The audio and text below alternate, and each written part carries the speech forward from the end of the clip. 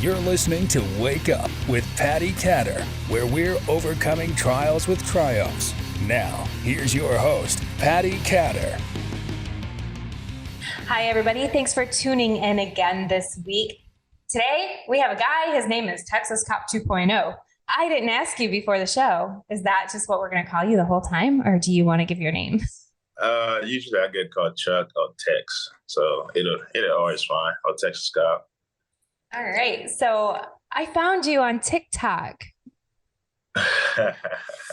Oh my goodness, you're amazing. But some of my listeners, they don't even have TikTok. They need to get on the bandwagon, right? Maybe. Yeah, and Instagram too. So one of the coolest things about you, Chuck, is you're a police officer in Texas, and you also create some very fun content. And even some of it's not even that fun. It just kind of gives an inside look of your life as a police officer, which is difficult on some occasions. But what I'd like you to do here now is just tell my listeners a little bit about yourself, where you came from, and then we're going to go more into your story. Okay. Welcome everybody. I'm glad to be here today. Like I said, I go by Chuck, or Tex, or TexasCop2.0. I started doing TikTok pretty much during COVID. COVID happened. Everybody's at home, bored. And, most cops or people in first responding always deal with like depression, mental health, and anxieties. And some of us don't know how to like take it out. Some of us play video game, or some people might, work too many extra jobs to, counteract that. But I found myself making videos at the gym whenever I'm working out. Gym was my thing. And then somebody was like, man, get on TikTok. And, I was like, what is that? I'm not getting on that Chinese app. That's what I always said. And then I started posting video, and it just went viral. And it's been 1.5 years now, and it's like nonstop. Originally, I'm from Nigeria, born and raised. Moved here when I was 14 years old. All I've done all my life is first responding. I was doing firefighter EMT when I was 18 years old for 5 years, and then I switched to being a police officer now 5 years. So for the past almost 10 years, all I've done is first responding. And I try to use my videos to bring awareness to actual real calls matters, like some kind of calls we've been to. It could be missing child, domestic violence between a male or female and a male. Like breast cancer, like my shirt that I'm wearing, to bring awareness to breast cancer, help out people that's went through breast cancer. So that's pretty much a little bit about me. So tell me, how did you end up coming from Nigeria? I had another guest on my show not that long ago from Nigeria. So how did you end up here? I have families everywhere. My dad lived in Germany. My mom lived in Dubai most of my life. And then my uncle, he's one of the people that built, there's a highway here called Bedway 8 in Houston. He's one of the people that blueprinted Bedway 8, but he's always lived in Houston for a minute. So eventually, I guess him and my dad talked, and I don't know how, but they decided that we're gonna move here. I was 14. I didn't know anything. It was more like, hey, we're moving to Houston, Texas. I'm like, okay, let's go. I'm just excited. I love it. It's better than where I came from. Just say that. Yeah, definitely. I know that the guest I had on my show before from Nigeria, he said that it was really tough financially there for him. So tell me, how did you go from feeling as a 14-year-old kid moving from Nigeria to Texas, where everybody's wearing cowboy boots and cowboy hats? Whenever I hear Texas, I'm just like it's the same feeling like people that live in New York. Like, when you tell them that you're from Texas, they all assume that we wear cowboy boots and ride freaking horses to, McDonald's or Whataburger. They don't think that's cars here. And it's the same feeling when I heard I was moving to Texas. I was like, ugh. I got to ride horses and wear cowboy boots anyhow. And I got here, I'm like, okay, this is just like Africa, except it's just different, maybe a little bit better, but it's the same thing. Like I don't even see that many horses. I see more cars. We have too many traffics here, so it's like, man, I was a little bit let down from that, but it's all right. It's okay. That's awesome. So how did you end up wanting to work as a first responder at 18 years old? That's really young to make that sort of a choice in your life. I grew up in an area that was really bad. Most people I was going to school wasn't gang members, killed or just doing bad stuff. Don't really know what they want, and I just want to deviate from that. And I've always known that I didn't want a job that's going to make me sit for too long, and I also don't want a job that's going to make me stand for too long. So I've always wanted a job that's going to be balanced, where I can do both and also kind of like do my own thing or whatnot. And I've always liked helping people. Even when I was a kid, I always liked help the kids, go outside and jump rope, pool, go and we call it fetching water, because after some homes in Nigeria where they have water, we have to actually go to somebody else's house or well and fetch water for your family. So I've always been into helping. So I kind of looked into it, trying to find something to do to help people, and I just dove into it. I know it sounds cliche, helping people, because that's what every first responder always says, but it's truly the reason why I got into it. So yeah, I think that's really commendable. I mean, kids nowadays especially really need some strong role models, and I think that it's amazing that you've chosen the path that you're on. And one of the cool things is I think you're relatable. I mean, you're young enough to where kids are going to look up to you because you're super cool. You have an incredible story besides just being a police officer, which is cool in itself. You were telling me in a private conversation that you had lost a lot of weight and you're really into fitness now, which is also really inspiring. Can you tell us a little bit about that? Yeah, I mean, growing up, I've always eat a lot. And in Nigeria, they believe that the bigger you are, that means you're more healthy and wealthy, and like your family's worthy enough to like feed you good. So I've always went with that mindset. But when I got here and started firefighting and eating, I got up to like 405 pounds. And, sometimes it hurt, like my lower back would hurt or like my knees would hurt because of too much weight. And I met a good friend of mine, Clark is his name, and a few other people from work that I've met, and they were into fitness. They do like bodybuilding and stuff like that. So they was like, hey, we can train you. So I was like, okay, cool. So I started going to the gym with them every day and slowly started changing what I eat.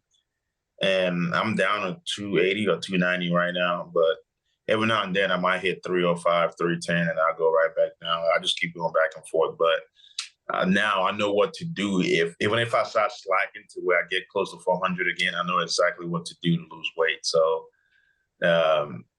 for everybody out there, you can still do it. You can always do it. It's all about what you put in your mouth when it comes to losing weight or looking good in the gym, from the gym or in the gym. You have to watch what you eat. So, yeah. Yeah, it's important. And you're huge. You're like humongous, like muscle. I think it's just my camera angles. I'm not that huge. Oh, that's it. I'm gonna have to work on my camera angles. So one of the ways that we connected was from an organization, One More Mission. And we were talking about how it's important for people to go out to the polls and to vote. And no matter what you're going to vote, Republican, Democrat, whatever, it's important to do that. And how we're getting first responders and police officers, military veterans to help work the polls if they're able to. And it was kind of cool, your story from being from Nigeria to being in America. I believe that the voting system is quite different. So can you tell me a little bit about why you thought that you would be involved with One More Mission, or why you think the mission is important? it's important, especially day and age. I think it will help teach the younger youth how important it is to vote and the meaning of vote. Um, I think even growing up there and here, I never knew what it's like to vote, and even up to now, I still don't know much about how the voting system works. They don't teach you that in school, and you don't really learn that. You don't learn the importance of voting and which supporting the right thing. And most people try not to get into politics because there's always a fight with it. So I think it's one of those things where people should put aside, no matter what party they belong into or whatnot, but still go out there and ensure that voting was done right and ensure that people participate. This is your right as an American citizen to help choose who you want to, represent you. So that's the way I look at it. And I think it will be great for our first responders that's not working or off that day or not doing anything and just want something to be a part of. They can go out there, meet people, let people learn about what they do for the entire community, whether they're nurses, doctors, teachers, cops, and bond, and at the same time ensure that everything is going the right way. And that's nothing better than that. That's no better feelings than that, knowing that you did absolutely the best you can to ensure that something was done properly. And that's the way I look at it. That's amazing and true. So true. So many people have sacrificed either in the line of duty as a police officer or military veterans to keep this country safe and on the up and up. So I think it's important too. One of the fun things that you do is you have a clothing line, and you were mentioning your shirt just a little while ago, and you guys could see it. Can you just show them one more time? Yeah. So this is for breast cancer awareness. I have it in black and pink. Last year we did two fundraisers. We did one for Chad Walker. He passed away in Mesa, Texas. He stopped the vehicle, and the person driving the vehicle was knowing that he had a warrant. And as soon as he got out the car, he killed them. He killed a cop. He's a DPS trooper, and we raised I think $2 or $3 grand last year in July and gave it to the wife, Toby, and then we also did breast cancer. So every October I try to make a different kind of shirt for breast cancer, where every proceed we make, we take some of it and donate it to a breast cancer organization. But this year, I want to do something different. I want to donate to a breast cancer survivor or somebody that's going through breast cancer currently, to just help them with I know the bills or the medicines and stuff is very, very expensive. At least give them a little something to maybe put food in their fridge or go on a little fun trip with their family and whatnot. So that's what I believe in, is, supporting breast cancer. Honestly, I have to tell you, that's one of the main reasons that you caught my attention. My mom had breast cancer. She passed away from breast cancer. And I remember when she was going through all of that, how stressful it was and how nice it would have been for somebody like you to kind of come in and be that angel, So I completely back that. I bought one of the shirts, and I think it's really important. What you're doing is incredible. I mean, you're giving so much hope to so many people, and you're not very old, really. I mean, you're a pretty young guy still. And for all of the amazing things that you're involved in, you're just really incredible and inspiring. So I have to say thank you. That means a lot to me. I know it means a lot to survivors' families as well. So another shirt you do have is one that I have on right now, you guys. So it's you don't like cops? Yeah. Next time, dial 1-800-CRACKHEAD. Yeah, that shirt. That shirt came about I've always used that slogan, but it's it came about when I thought to myself, this is like a cop thinking of mine. I was like, Well, if I ever get shot or hurt on duty, if every time when I make it to the hospital, whatever nurse that cuts up on my shirt, at least they will have a little laugh before before they help me. So that was my mindset behind that shirt. And it's one of my best selling shirts or best. I get a lot of hate from it, but I get a lot of love from it too. But you got to remember, in this world we live in, not everything you do, even if you did it in the right perspective or right mind, some people will like it, some won't like it. Some people that say they don't like the shirt because he has a handcuff cuffing the tatas, and I'm like, I don't know Cuff what the else. tatas, it's okay. I said, I don't know what else to do to please you, but I wish you well. So that's one of the things. One of my other shirts. I got a few more hats. I got some hats coming in. I got a Christmas hat coming in. It's like reddish color with license plate, with Texas license plate in front of it. So yeah, got a few more of the cool projects coming in, and I'm still negotiating some contract deals with a sponsorship. It's called Range 22. Yeah. Up and coming company. So I'm looking forward to that too. So that's amazing. You know, everybody listening, police officers do not make that much money. So those listening, remember my husband was a police officer. My grandpa's retired. He was a retired police officer, and you just don't make that much money. So I think that this is a great way to supplement what you're doing. Plus you give back to people in your community, which is incredible. So if you guys want to see Texas Cop 2.0, I want you to go to his TikTok, his Instagram, follow, and could you go ahead and share all your handles on social media?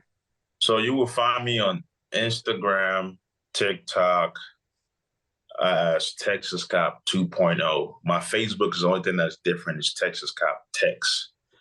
And I do have a backup TikTok, Texas Cop 2.5, because TikTok likes to ban me a lot. So like being a cop on TikTok is so hard because some of the videos that the regular people share, if I share them, I get violations. Like you can share somebody falling down right now, and that's fine. But if I share it, it gets banned for dangerous act, or they'll ban me for showing my gun in my holster, even though that's my profession.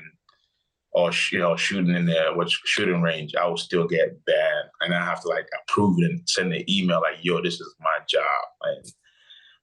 But that's so I have to have 2 accounts. Yeah, well, censorship is huge in America, and that's one of the main complaints a lot of my guests have is that they're banned on social media for doing the right thing and for promoting the right thing. So it's kind of crazy how that works, but I'm going to promote the heck out of you on my show. And if you're listening out there, make sure that you share this episode with your friends because Chuck is doing amazing things. And you can't censor good forever, right? You know, good always prevails. That's true. Yeah. That's right. Yeah. So you don't happen to have your cuffs on you, do you? Because you hold up these pink cuffs and you have your regular cuffs. Like, tell me real quick about that before we log out of here.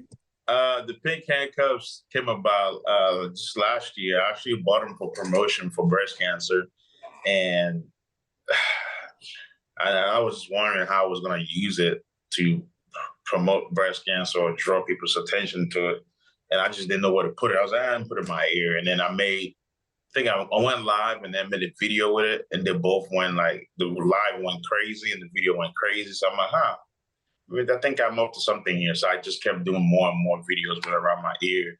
Even now, when I go live, I have it in my ear, and if I do a video, I have it with me. But if I don't have it in a video, people start asking about it. So it's like, where's the pink color? So it's like a demand. It's a trademark thing now. It's been a few other cops that starting to do the handcuffs things too. So that's pretty cool that some people are starting to do something that I do. So it's very inspiring to me. Yeah, that's awesome. I had to ask. That was on my mind. All right. Well, thank you so much for being on this show. And again, shout out your social media handles one more time before we log out. TexasCop2.0. Please follow. And if you follow my Instagram, TexasCop2.0, you will see on my profile my new account. It's called Life with Tex. That's strictly my gym Instagram. I just made it like 2 days ago. So yeah, make sure to follow that one as well and stay motivated, stay active, and stay blessed. I'm glad to be on the show today. Thank you. You are awesome. And this is not the last time I'm going to promote you. So everybody, make sure that you head over to Chuck's social, follow him, and I'm going to follow up with you periodically so I can give my listeners some updates. Okay? All righty. All right. Thank you. Thank you, everybody, for listening. Until next week, I am always Patti Catter, and this week's guest is Texas Cop 2.0. Thank you. Thank you so much. Thank you for listening. Please head over to pattycatter.com for the latest updates on Patti, her talk show, and what she's up to. You can also find her on Amazon TV and Roku, and on Facebook, Instagram, and Twitter at Patti Catter. Until next time.